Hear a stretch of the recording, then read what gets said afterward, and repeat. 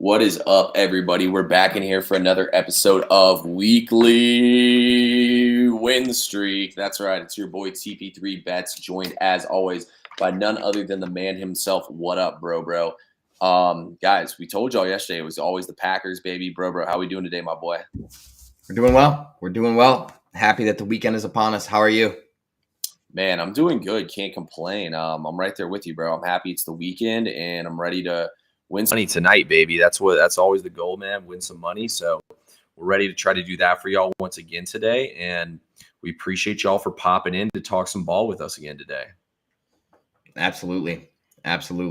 Bro, it's a stacked slate of games. We gotta know, man, what game you most excited to watch this weekend?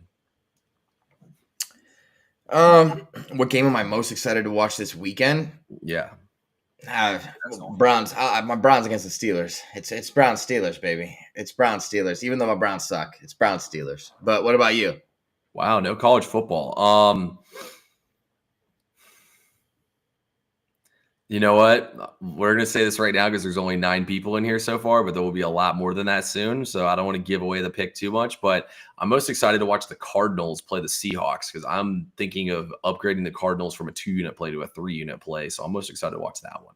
Oh, wow. 3-unit banger? Yeah. Oh, yeah. I absolutely love the play. So I think that's the game I'm most excited for. So a Sunday game as well for me that I'm most excited for. To be honest with you, I don't know, bro. I'm excited for these conference championship games, but it's kind of messed up. But there's not really one I have an insane. All of them are just 1-unit plays for me. I like these games, but I wouldn't necessarily say I love it. I think my favorite play is probably going to be in that Tulane Army game. But there's just nothing that I'm willing to place a max play on, honestly, this weekend, which definitely is not as fun. It's okay. Whether it's one big splash or many little splashes, we're still going to be swimming in coin. Exactly. That's what I'm saying, man. It doesn't matter how we get it. As long as we get it, that's all that matters. So, yeah, we'll have some max plays, though, for Sunday. I already got 2 ready to fire off on Sunday. That's for sure. Bro, you gave us Penn State on the show yesterday, right, in basketball? I did. That was an absolute, we're going to throw out the L word here, lock. They won by what, 30 points? Yeah, that was a blowout. I think Purdue did start to make a little bit of a comeback, but yeah, that was a no sweat winner. Love those. Freaking checked on the score 10 minutes in the game, and yeah, they were up 20. I'm like, holy fuck, let's go. Yeah, it's usually never that easy. And the Packers is definitely not that easy, man. We sweat that motherfucker down to the wire. Yeah, we sure did. Yeah, honestly, I fell asleep in the fourth quarter, and I woke up and I was like, all right, nice. You fellas, bro. Come on, man. You got to stop doing that, bro. Are you even going to make it through these games tonight? Oh, dude. I don't know. We'll definitely try. I'm about to Uber Eats a coffee right to Bro's door right now, man. We can't have Bro falling asleep during these games. Come on, man. But anyway, guys, we know why y'all are here today. We got a lot of stuff coming off yesterday. How'd you end up doing on the whole slate yesterday? Solid? I did all right. I went, I do 3-2 up a unit. What about you? Same shit. What's even more fucked up is that his Sabonis over PRA. Man was at 34 at the start of the fourth quarter, needed 5 PRA to win, and he got 2 more PRA the rest of the quarter. Then Devin Vassell, after I texted you about how he was sucking, he ended up hooking me. So, got hooked, lost Sabonis in bad beat fashion. So that I'm telling y'all, man, it's that you're that close every single time to being the richest man on earth. So you're that close to 5-0, which would have been a massive day. But hey, you know what? We won't cry over it. We'll take another winning day. It's back-to-back winning days in the books for us. Guys, there's college basketball on tonight. There's college football. There's NBA. We got you covered on everything over on SoBet. All you have to do is click the link in our bios, use promo code TP3 and promo code BROBRO in order to get all those plays. But Bro, take us away, man. Take us to school. I'm going to sit on my desk here and get ready to get school today in college basketball. Bro gave us a lock yesterday on Penn State, so let's get another one here today. Yeah, no, absolutely. And I got a couple of questions for you in the NBA too, so I'll make sure I throw them your way. When we get to the NBA portion of our show today. Guys, I have a couple of plays in college hoops over on SoBet. We're only going to go over one play today. We're going to stay in the Big Ten. And we're going to stay with the same theme of a home dog popping off. And I'm looking at Northwestern. Northwestern against Illinois. Illinois is the 13th ranked KenPom team. Northwestern is 62nd. Yet it's only a 3-point. We're talking about a 3-point spread here. I'm telling you, Northwestern is sneaky good. They got experience everywhere. Their top 4 leading scorers are all upperclassmen. They got Mr. Barnheiser. Mr. Barnheiser. Baller. Straight baller. The dude, he missed the first 4 games of the season. So a lot of their stats are all fucked up and they're skewed. And I think that's why the line is so short. But Illinois has had a lot of success against teams on the glass. They're the number 1 rebounding team in the nation. Northwestern is actually one of the few teams, I think, in the Big Ten that can keep them off the glass, or at least compete with them on the glass. And Illinois has a bunch of frickin' freshmen and sophomores. Their best players are all freshmen and sophomores as opposed to experienced veterans. And in conference play, I want veterans. Also, this is Illinois' first road game. And it's not going to be fun going into the Wildcat Den. So I like Northwestern on the money line. Fuck the points. Plus 142. Keep the points, Vegas. Keep them. I like it. That seems pretty sharp right there. No Boo Booey, obviously, because he's in the NBA now. But other than that, they got that. So, yeah, no, I like that play a lot, bro. I hope you cash that one. Well, thank you. Thank you. In history, Northwestern has won its last 2 games at home against Illinois straight up, both as dogs. So history's on our side as well.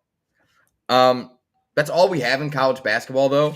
We do have some NBA plays. Before we get to NBA plays, though, T, and obviously we're going to talk, we got college football, we got it all. But T, I was thinking, and this could be either in a positive way surprised you or in a negative way surprised you. Which NBA team so far, as we've gotten about a third of the way through the season, has surprised you the most, whether it's positive or negative? That's a good question. I'm going to go with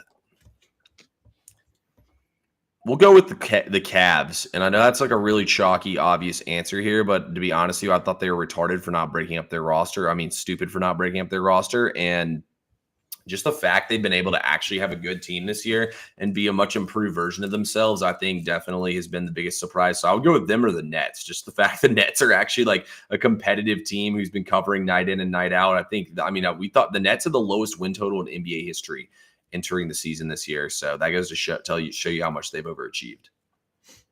Yeah, I love that. Yeah, I totally thought we were going to get a Philadelphia 76ers dig right there. All you Philly fans out there, you're safe, but you guys are surprisingly terrible this year. Well, they haven't played their players yet, I agree with you, but at the same time, they haven't had their full lineup on the floor really at all. So I'll cut them some slack there. Yeah, I won't. And then, who is your MVP so far in the NBA?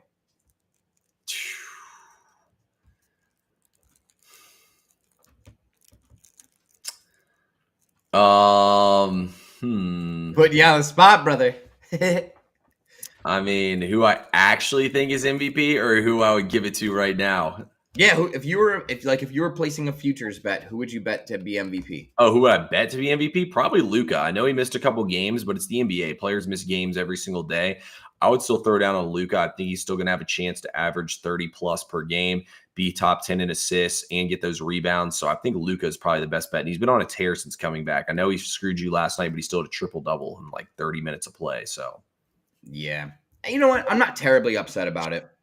Like, it sucks for sure, but like, I know it was the right read. Like, you're trying to tell me he's not going to get 4 PRA in the fourth quarter if he plays? Get real. Come on. You know what I'm saying? But that's on me. That's why the line was so low. I should have let it be a lesson to you folks. Sometimes if it's too good to be true, it is. Normally his PRA is in between 47 and 49. So when I saw it at 45.5, I said, holy shite, value. No value. He didn't play at all in the fourth quarter. I think he got out there for a minute and a half, and then that was it. Yeah, see, that's what I was worried for the day before the game before that when his points prop was at 28. I was like, what am I missing here? Why is it 28 and a half? Usually his points prop's 31. So I thought it might just be a low number because he had just come back from injury, but it ended up working out for me. So yeah, no, I'm with you on that though. A lot of times when you see those points props like that, you're like, all right, what are we missing here? So definitely makes sense. But anyway, tonight for the NBA guys, I do have a free play for y'all. First play for y'all, I'll give y'all for free. We're going to go to the Minnesota Timberwolves game as they're going to be taking on the Golden State Warriors. The Warriors are underdogs again tonight. They cashed last night. I talked historically about how good Golden State's been as an underdog.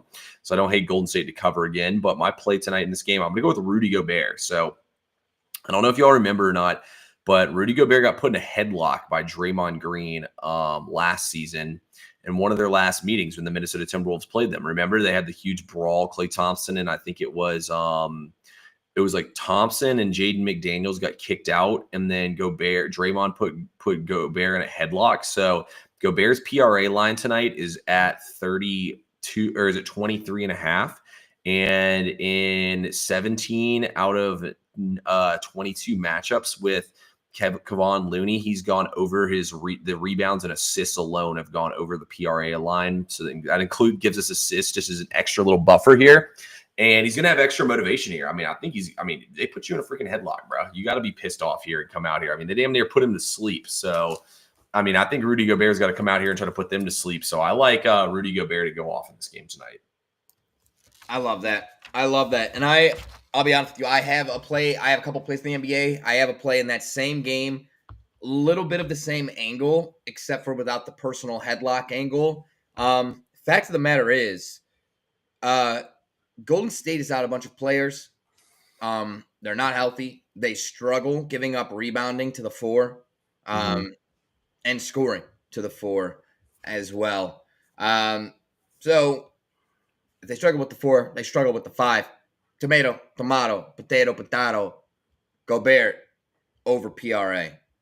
Do you have any other plays in the NBA for the people? Yeah, fuck it. Let's get one more. Yeah. Guys, if you're in here right now, put in the comments anything y'all want to hear us talk about. Let us know what you're riding tonight. So throw that in there. But one more play for y'all here. Let's go to the Pacers versus the Bulls. And I'm going to take Zach LaVine over 22.5 points. I mean, the total in this game is 247.5. LaVine didn't shoot that great last night. He hasn't topped this in his last two games.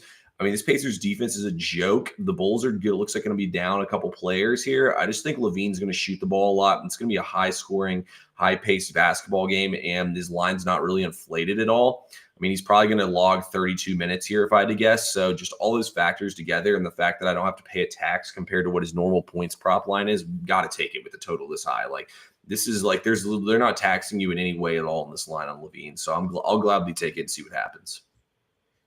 Yeah, I mean, who's going to score for the Bulls? What, Kobe White? I think Kobe White's hurt. Is he really? Yeah, seriously. If he's hurt, I mean, they got Vucevic, and maybe Vucevic hurts. I don't even know. But LaVine has been. No, he's back. He's back.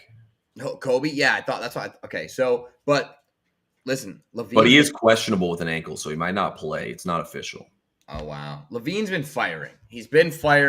He's truly the Bulls' only real offensive weapon. And if we're being real here, this is like a live tryout for LaVine. Okay, the Bulls have already openly stated they're open to trading basically anybody on the fucking roster.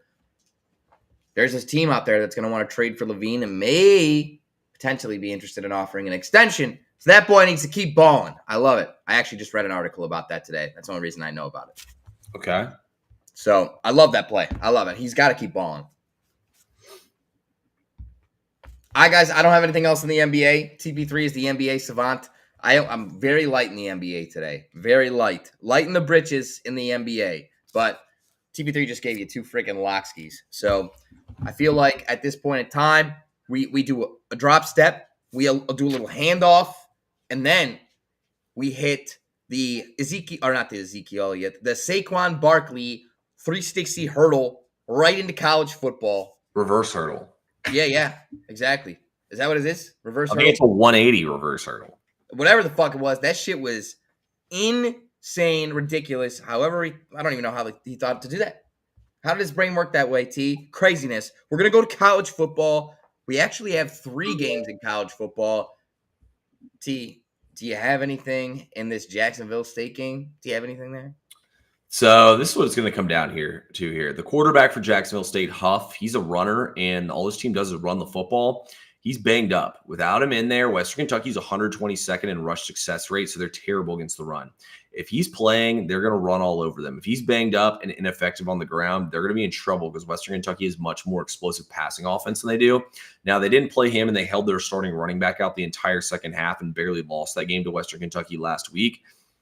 I kind of like Jacksonville State in this game, but I'm to be honest with y'all, playing the injury guessing game in college football is just something that I have no interest in and that I always sit out from. So I will gladly sit this game out and watch it for an hour until the real games come on. Couldn't agree with you more. Guys, I mean, for weeks we've been saying, fuck this conference. For real. It's just not worth it. There's literally no, I kind of like Western Kentucky. Like you said, their offense is a lot more explosive. But I don't know. Rich, it's hard to bet against Rich Rodriguez, man. That boy, he's got experience. He's a fucking knucklehead, but he's got experience. So tough one, guys. For what it's worth, my opinion, with all of the other quality games on the slate, there should be no reason you're wagering on that fucking game, dude. That's just unless you have a true edge, then play it. Well, sure. And if you have a true edge, drop it in the damn comments. Come on. Yeah, we need it. Seriously, we need all the locks. JM, thank you for tuning in every single day, brother. We see your comments. We love you. We appreciate your support. And we're going right into college football now. T, we'll start in the UNLV game. I know a lot of people are probably not going to like where we're going with this, but I'm surprised to see that we're actually on the same side here. I feel extremely sharp. So we're going to do this a little bit differently. First of all, I'm going to tell you how Boise State can win this game, and then you're going to tell me why we are taking UNLV +5, okay? All right. So how Boise State can win this game. They have to stay ahead of the chains. They have to control the time of possession, and they have to be able to run the ball much, much, much better against UNLV than they did previously. Maddox Madsen, their quarterback, needs to keep the ball out of harm's way because he has 2 times as many turnover-worthy plays as he does touchdown passes this year. Boise State is at home. They need to utilize their home field advantage. And they better hit that pretty blue turf and fucking pray, baby. They better hit that blue turf and pray. T, tell them why we're taking UNLV +5. Yeah, man, we like UNLV in this game today. So, guys, the main reason why I like UNLV in this game today is UNLV's run defense. The first game they held Ginty to 3.2 yards per carry, and I think they do the exact same thing to Ginty here again. They have one of the best run defenses in all of college football. And on top of having a great run defense, I mean, if you look at last game, UNLV had a 60+% win percent chance in the fourth quarter. Not only did they have that, but UNLV really moved the ball up and down the field effectively. They just sputtered inside the 5-yard line multiple times here. I think UNLV is the better team. I mean, the line's all over them here. Why is the line the exact same as it was when they were playing at home, and now they're on the road here? Malik Williams is a huge upgrade for them at quarterback. They have a lot more higher quality wins than Boise State does. Boise State played Oregon close, and that's it at the beginning of the season. Other than that, they really don't have anything quality on their schedule besides beating UNLV. I think UNLV is I'm not going to necessarily say they're the better team, but I think these teams are pretty close. And to get 4.5 points here with a team that I think has a lot more explosive offense and presents a lot more problems here, I'll gladly take it. So give me the run and Rebs in this game. I think they're going to win outright, but we'll take the points and fuck around and find out. I love it. Yeah, and just to kind of to add on to that very briefly, even post-game, their post-game win expectancy in that Boise State game was 61%. So when you look back at the outcome of the game, the summary of the game, there was a 61% chance overall that UNLV wins this game. They didn't. They couldn't find a way to get it done. Some may say there were some bad calls that went against them. Yes, probably. who's to say they don't get the calls tonight, right? Who's to say they don't get the calls tonight? And I also have to say this. If Boise State has struggled with the mobile quarterbacks of not only Wyoming, but Nevada as well, and there were 2 close games right in a row, we got a mobile quarterback tonight. And this boy, Malik Williams, he's a one read. Is my guy there? Nope. Fuck it. Whew, I'm gone. See ya. Something that's extremely impressive to me. In his last 80 dropbacks, Malik Williams has 1 turnover-worthy play. And I think that's where it's going to come down to tonight. UNLV has a potent offense. I think they get ahead. Boise State's offense is not built to play from behind. They're not. If they get down 10 points early on an interception, on some crazy stuff here, this could get ugly. This could get very ugly very quickly because they're not built to come back. I like UNLV. We love it. Oh, yeah. We're calling the upset tonight, boys. Now talk to me about the game between our Army man and the Green Wave. Now, first of all, we love our troops. Thank you so much for keeping us safe, protecting our rights. Thank you. But also, this is real life here. We got a football game to pick, and I love the Stars and Stripes, baby. But T, tell me who you got. You got. Yeah, I got bad news for the troops, man. They're going to get dog walked in this game. I mean, Army's schedule is probably one of the biggest joke schedules I've ever seen in my entire life. They haven't played anybody quality. The one quality opponent they played was Notre Dame. And look, I recognize Notre Dame is a lot better than Tulane, but Tulane almost beat Kansas State in Manhattan and almost beat Oklahoma. I recognize Oklahoma's not that great either, but they're still a bowl-worthy team. I mean, they didn't even have to play Memphis, Army. On top of those factors, Summerall knows how to defend the triple. He shut out the last 2 opponents he faced that ran the triple and has allowed a total of 9 points versus the triple option. I think Army's going to have a tough time running the football in this game. I know the weather. I know it's cold. I know it's windy, blah, blah, blah. I don't give a fuck. Mekhi Hughes is going to be the best runner in this game here, and he's the running back for Tulane. Tulane is light years better than Army. Honestly, I would lay it. If this game was at Tulane, the spread here would probably be like 8.5, and I would still lay it with the Green Wave. I really don't think Army has a chance in this game. I think they're going to get absolutely destroyed on the defensive side of the ball. I think Tulane will probably score like 31, 33 points in this game. So give me Tulane. I don't see Army scoring much. Yeah, I agree with 90% of what you said. I'd really like Tulane to win today.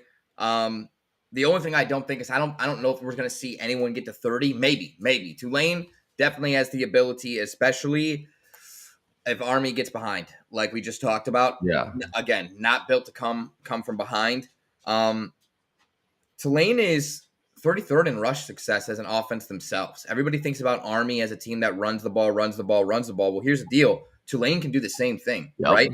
And Army is 103rd in rush success in terms of defense and 120th in line yards. So the Green Wave, yes. Do they have to adjust to the cold, to the weather? Yes. But I think they can control the line of scrimmage. So really do like that. My play in this game, though, it stays away from a side because my system has this 20-16. 20-16. But I could be wrong. I could be totally wrong. But here's the thing. 22% at kickoff, 15-mile-per-hour wind. Both of these teams are in the bottom 130, like outside of the top 130 in terms of pace of play. Tulane averages 30.9 seconds per play. Army 33.8. I mean, that's slow. That is, they're trying to milk this shit down. Listen, Tulane averages 18.4 points a game. Army allows 18 points per game, and Army allows 15 points per game. I see 2 teams that go for it a ton on 4th down. So maybe not field goals, maybe blown opportunities, short fields. I see running clock, and I see 2 teams that run the ball more than 60% of the time and are in the top 10 in rush play percentage, with Tulane at 63.4% and Army at 85%. So I just see the clock running a lot. And I like the under 45.5. The more and more I look at this, though, I think Tulane's going to fucking pop off. I think Tulane may end up and fuck around and win this game. We'll say 30-6. I don't know what where my model is getting the 16 from Army, and like it was racking my brain. How do you even get 16 points in a football game? Well, that's the thing about models, though. You know what I mean? They pick like random numbers. Like you could get like 16.3 and stuff. You know what I mean? Yeah. Yeah, no, I get it. I don't actually. I get the model spits out numbers, but I don't understand. Like, as a football team, how do you actually get 16? Is there a way to even do that? 7 plus 3 plus 2 touchdowns and a safety. I guess. Yeah. Oh, yeah. 2 touchdowns and a safety, or a touchdown and 2 field goals. Or a touchdown, a field goal. A touchdown and 3 field goals. Okay. That's how you do it. But nonetheless, really like the under in that game. As we address what comes this weekend with championships, don't forget, these teams are playing for a lot. Dogs are going to be more live. Okay? It's the fact of the matter. Dogs are live. And I'll tell you what, I love me some UNLV tonight. I can't wait. People are going to be shocked. Everybody's on Boise State. They're going to be very shocked. The Jainty story is a great story. I think he's, for my money's worth, he's second place for the Heisman. But my money, he's first. Travis Hunter, yeah. I don't know, man. Actually, that's great. That's a great topic. You think Jainty should get the Heisman over Hunter? I do. Wow. Yeah, see, I couldn't disagree more. I don't agree with Travis Hunter's attitude and the way that he carries himself a lot of the times. I don't like that Shedeur whole, I don't like the Sanders atmosphere. I don't like that. But I will say there's some serious talent coming out of Boulder, Colorado. That boy is one of the better man-to-man defenders you'll see. He does struggle in zone concepts, especially when he's dealing with having to pass off responsibilities with in-play motion. You'll see this.